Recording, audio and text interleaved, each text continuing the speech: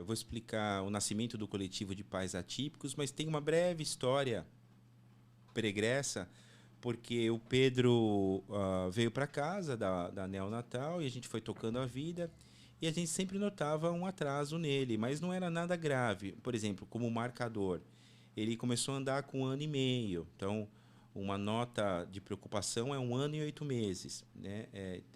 Então, só procurar o médico depois de 1 ano e 8 meses. 1 ano e meio ele começou a andar. Ele começou a falar 1 ano e 2 meses, 1 ano e 3 meses. Ele falava 3 ou 4 palavras, muito anasalado. Mas ele tinha, como a gente também tem 2 irmãos de referência, sem deficiência, é inevitável a comparação. Sim. Né? Então o Pedro falou depois, o Pedro andou depois. Mas a gente foi tocando a vida. Ele só tinha tido um episódio de epilepsia, de ataque epilético, de convulsões, na verdade, durante a permanência dele na UTI neonatal, mas os médicos na época atribuíram a prematuridade e ele saiu do hospital, teve alta, tomou o remédio mais 6 meses e o médico cortou. Engraçado que quando a gente depois de que se passaram alguns anos, a gente foi mexer na documentação do hospital e tinha uma folha solta lá de uma neuro que escreveu suspeita de síndrome, porque ele tem a cabecinha meio torta. Assim, se você encontrar com ele, vir ele, você não vai perceber, mas se você colocar a mão na cabecinha dele, tem um calombozinho. Então, com o cabelo você não percebe. É uma cabeça redondinha. Mas se você colocar, tem uma coisa suspensa. E a gente, naquela bagunça de estar com 3 filhos pequenos em casa, a gente não notou essa suspeita de uma neuro. Ela não falou pra gente diretamente, ela escreveu num laudo.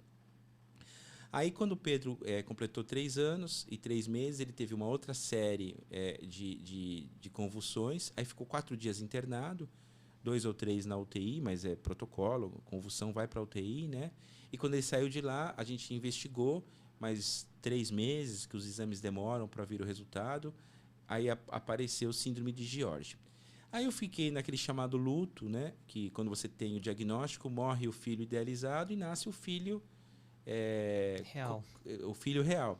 Mas eu fiquei ali umas 2, 3 semanas no luto. Eu não fiquei sofrendo tanto.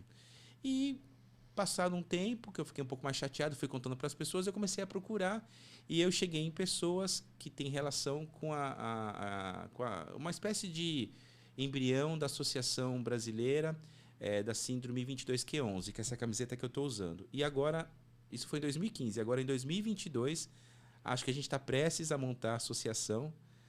São 7 anos e eu faço parte da diretoria. Então, o que era um embrião, eu entrei, fui me associando às pessoas e hoje vou entrar na primeira geração de ativistas dessa associação. Mas eu fui caminhando com o meu pessoal da síndrome. Depois eu montei as minhas redes sociais, que é Laços 22q11. E posteriormente eu montei Paternidade da Inclusão. São as redes sociais que eu manejo. E eu fui ali fazendo meu ativismo dentro da comunidade do Pedro. Eu moro em São Paulo, capital, e organizei 4 passeios, 3 em parques em São Paulo, com as famílias 22q11, os filhos, e um no interior de São Paulo, Serra Negra. Foi o nosso último encontro. E eu fui tocando a vida. Aí chegou a pandemia, né? E eu tive, claro, a minha pandemia particular. A pandemia não foi fácil para ninguém, mas ela trouxe para muitas pessoas, principalmente para os privilegiados que poderiam trabalhar de casa, né? Que é o meu caso, porque quem pode tem um emprego assegurado de trabalhar home office, né? É um privilegiado num país desigual como o Brasil. Mas eu estava lá trabalhando e de repente eu fui tirado toda a minha vida social, porque a gente se trancou nas nossas casas e teve uma época que você ia na padaria e voltava, né? Tendo os restaurantes fechados, tudo fechado. Então não tinha festa, não tinha cinema, não tinha jogo de futebol, não tinha parque com o pessoal do 22q11. Só que me trouxe de volta o tempo. Algo que eu já tinha perdido. Todo mundo tinha perdido, né? Essa coisa de ficar sozinho com você mesmo. E aí eu comecei a me questionar, gente, mas onde é que estão os pais, né? Porque no grupo lá do 22 é um grupo de WhatsApp de 200 pessoas. A gente chama até de grupo de mães, porque tem 200 pessoas, tem mais ou menos uns 10 pais e 190 mães. Tem um pai que fala de vez em quando e tem um pai que fala sempre, que sou eu. Então, naqui 200 pessoas, só eu que falo sempre. Dos homens, né? Deixa bem claro. Tem muitas mães super ativas. E aquilo começou a me deixar desconfortável. Aí eu comecei a chamar uns pais para conversar. Aleatoriamente, eu fui achando os caras nas redes sociais e cheguei em 3 pais que você conhece.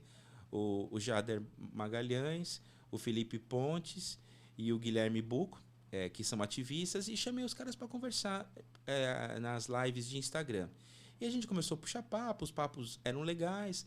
E sempre eu perguntava, você nota também uma super ausência dos pais? Os caras falavam, super, não tem pai no ativismo de inclusão, tem pouco. Eles não entram na causa. Quando alguns casos, eles abandonam até a família, né? Estatisticamente, não é baixo o número de pais que abandonam as famílias. E aquilo começou a me deixar incomodado. Aí eu me coloquei, me questionei, o que eu faço? Faço um post, faço um vídeo reclamando, mas nem tenho habilidade para isso. Aí eu pensei, não, vamos chamar quem está por perto e vamos tentar. Aí eu já tinha uma noção de coletivo, por causa dos coletivos da síndrome do meu filho, e eu chamei esses 3 pais, troquei ali uma ideia pelo WhatsApp, eles falaram, não, vamos embora, vamos fazer esse coletivo.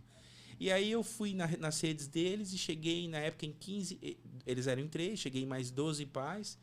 A primeira geração eram 16 pais.